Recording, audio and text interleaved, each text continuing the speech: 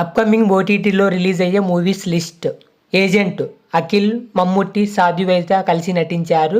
మార్చి 14 Sony లీవ్లో release అవుతుంది. రామం రాఘవ, సముద్రగని, ధనరాజ్ కలిసి నటించారు. మార్చి 14న ఈటీవీలో కన్ఫామ్ గా రిలీజ్ అవుతుంది.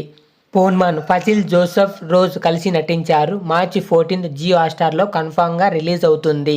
జితేందర్ రెడ్డి మార్చి 20 ఈటీవీలో కన్ఫామ్ గా రిలీజ్ అవుతుంది. డ్రాగన్, ప్రదీప్, అనుపమ, కాయాదు లోహార్ కలిసి నటించారు. మార్చి 21 నెట్ఫ్లిక్స్లో రిలీజ్ అవుతుంది.